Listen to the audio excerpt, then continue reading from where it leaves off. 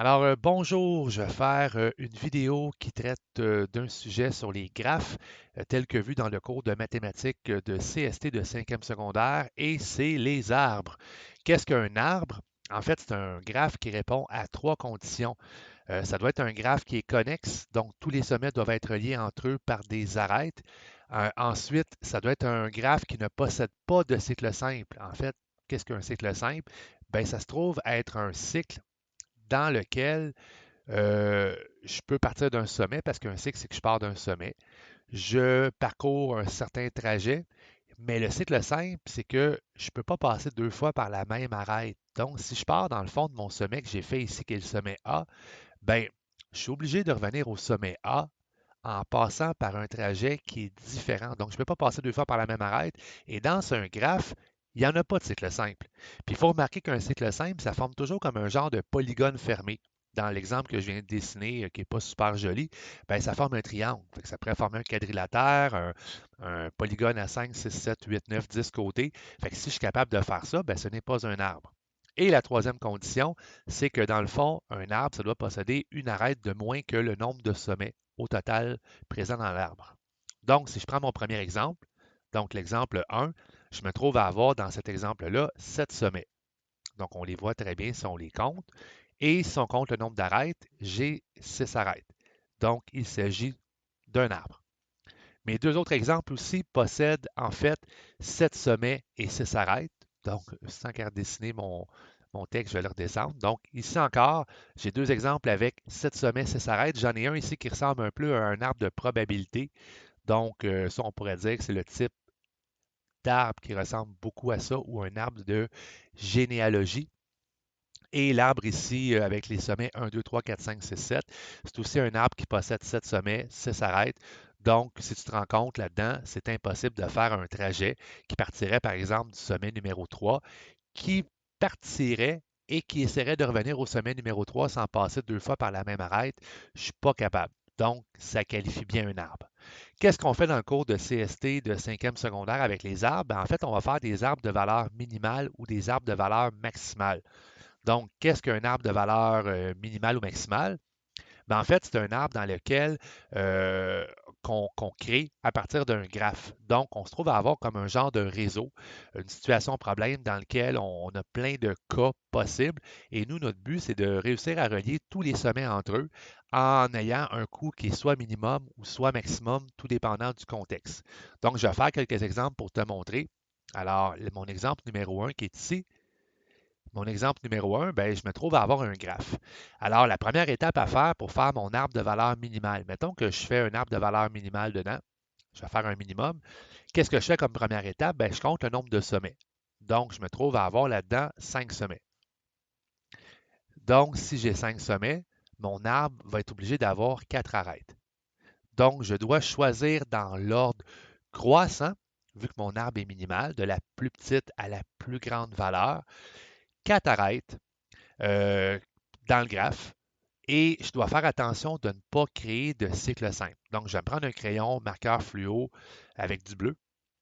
Et là, je regarde mes arêtes. Je me dis, hey, je peux prendre l'arête ED en premier. Donc, je choisis l'arête ED parce que dans le fond, ça se trouve être l'arête qui a la plus petite valeur. Là, j'ai quatre arêtes à choisir. J'en ai choisi une. Il m'en reste trois à choisir. Donc, la deuxième arête que je vais prendre, par exemple, je pourrais prendre BC. Alors, il me reste deux arêtes à choisir. Je choisis maintenant l'arête CE. Oups. Alors, il me reste une arête à choisir. Et là, c'est important, quand il te reste une arête à choisir, de déterminer quel sommet qui n'est pas relié aux autres. Alors, c'est le sommet A qui n'est pas relié à B, C, E et D. Alors, je suis obligé de choisir parmi l'arête AB ou l'arête AE.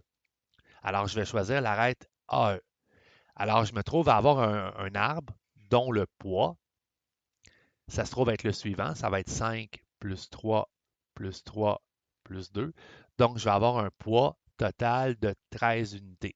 Et mon arbre, je pourrais le retracer. Donc, de dire que mon arbre, ça se trouve tout simplement à être un graphe qui ressemble à ce que je suis en train de dessiner. Donc, si tu vois, ça l'aide des fois de le redessiner juste pour bien le visualiser. Donc ça se trouve être mon arbre dont le poids est de 13. Tu n'es pas nécessairement obligé de le redessiner. Si tu l'as mis en évidence, c'est parfait. Tu sais, comme problème, comme situation problème, tu aurais pu avoir, dans le fond, souvent, je donne ça à mes élèves, là, un problème où ce que je dis, voici un plan d'un quartier résidentiel dans lequel on veut poser des canalisations d'aqueduc. Et là, j'aurais pu dire, ben, voici toutes les possibilités en coûts qui sont en milliers de dollars. Alors, j'aurais pu dire, détermine le réseau d'aqueduc qui va avoir un coût minimal. Donc, ça m'aurait donné ça. Si je veux un deuxième exemple, avec un graphe qui va être, lui, maximal. Donc, je fais un exemple numéro 2 avec un maximum. Bien, la procédure va être sensiblement la même. Donc, dans un premier temps, je compte le nombre de sommets. Alors là-dedans, je me rends compte que je me trouve à avoir 8 sommets. Alors, si j'ai 8 sommets, je vais être obligé de prendre 7 arêtes. Donc, je choisis 7 arêtes. Et là, étant donné que c'est maximal, ben, je vais aller à l'envers, c'est-à-dire que je vais choisir les arêtes les plus élevées en premier. Donc, je regarde mon graphe, l'arête qui est la plus élevée, c'est l'arête GD qui a une valeur de 9. Donc, elle, je la choisis en premier. Ensuite, en fait, il me reste 6 arêtes à choisir. Je n'oublie pas non plus ce petit côté-là, là. Alors, je vais choisir par la suite l'arête EC. Donc, il me reste 5 arêtes. Maintenant, je regarde mes valeurs. Je suis rendu à 6. Donc, je vais prendre l'arête DB. Alors, si je prends l'arête DB, il me reste en fait là-dedans 4 arêtes à choisir. Ensuite, je prends DH, il me reste 3 arêtes à choisir. Je suis maintenant rendu à prendre BC, il me reste 2 arêtes parce qu'en fait, j'ai 7 arêtes à choisir, j'en ai choisi en tout 5. Maintenant, est-ce que je peux choisir HE? Non, parce que si je choisis HE, ben, je vais faire ici un cycle simple. Puis j'en veux pas de cycle simple. Donc, je vais passer HE. Je vais choisir FG. Donc, il me reste en tout une arête à choisir. Puis là, je me dis, hey, le sommet A n'est pas relié. Donc, je vais choisir AD. Et là, je vais avoir mon graphe. Et là, je pourrais, dans le fond, déterminer son poids. Alors, le poids de ce graphe-là, ben, ça va être 3 plus 9 qui donne 12, 13, 14, plus 6, ça fait 20, 26, 31, plus 8, ça donne 39. Donc, j'ai un poids de 39. Et encore une fois, ça pourrait être, dans le fond, là-dedans, je pourrais avoir une situation problème où ce que je cherche euh, à maximiser. Donc, à trouver quelque chose qui coûte le plus cher. Ça pourrait être de l'argent, ça pourrait être aussi une distance, ça pourrait être des kilomètres, ça peut être l'unité que tu veux. En fait, l'unité qui se trouve à être inscrite dans la situation problème. Je vais faire deux autres exemples pour terminer cette vidéo-là. Donc, ici, j'ai deux autres graphes. Je vais refaire donc un graphe de valeur minimale. Donc, si je fais un exemple de minimum, ben, ce que je vais faire dans ce premier temps, c'est que je vais choisir, je vais compter mon nombre de sommets. J'ai 7 sommets. Donc, je vais choisir 6 arêtes. Donc, 7 sommets, je choisis 6 arêtes. Et étant donné que je fais le minimum, ben, je vais choisir mes arêtes qui sont les plus petites en premier. Donc, je peux choisir ID en premier. Je peux choisir par la suite IE en deuxième. Là, j'ai plus d'arêtes de valeur de 1. J'ai choisi déjà 2 arêtes, il m'en reste 4 à choisir. Je peux choisir AF, il m'en reste 3. Je peux choisir AG, il m'en reste 2. Je peux choisir maintenant mes arêtes de 2, c'est passé. Il m'en reste 2 à choisir. Je peux choisir dans le fond EH. Il m'en reste une.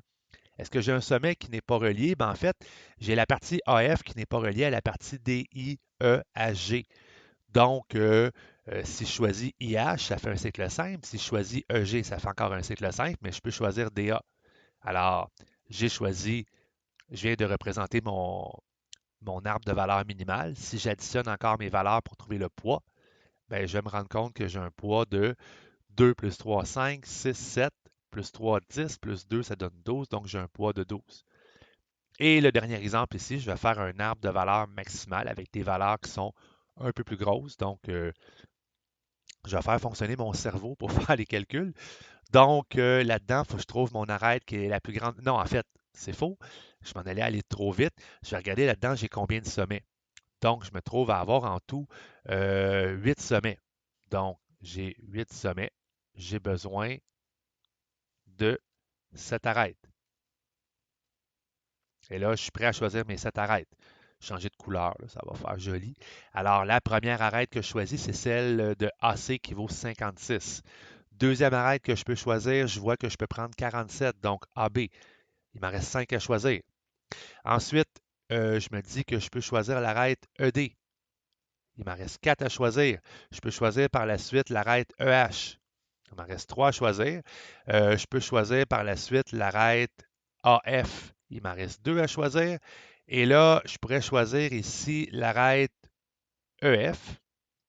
Il m'en reste une à choisir. Je ne peux pas prendre FH. En passant, j'avais le choix entre EF et FH, là, mais c'est un choix personnel. Et il me reste finalement ici à choisir AG.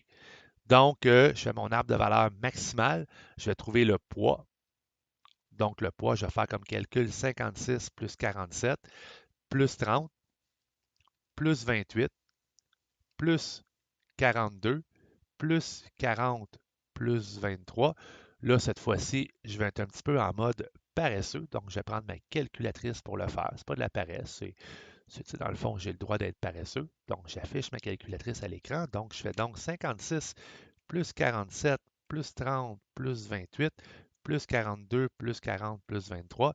J'arrive à un total, un poids de 266. Ça se peut des fois d'avoir un poids qui est élevé comme ça. Alors, mon total ici me donne un poids de 266. Euh, pour ce qui est des arbres, en fait, il faut savoir que quand tu te trouves à chercher, à avoir une situation problème où ce que on te demande de faire un arbre de valeur minimale ou maximale, ben, il faut comprendre que c'est une situation problème où ce qu'on cherche toujours à maximiser ou minimiser. Ce n'est pas un trajet qu'on cherche à faire. On ne veut pas partir d'un sommet puis aller à un autre sommet. On veut tout simplement relier tous les sommets entre eux afin qu'on soit capable d'avoir un réseau. Un réseau, là, c'est un graphe ou un arbre, si tu préfères, où ce que tous les sommets sont reliés entre eux. Alors, c'est pas mal tout pour la notion d'arbre en mathématiques de cinquième secondaire. Si tu as des questions, n'hésite pas. Sur ce, à une prochaine vidéo.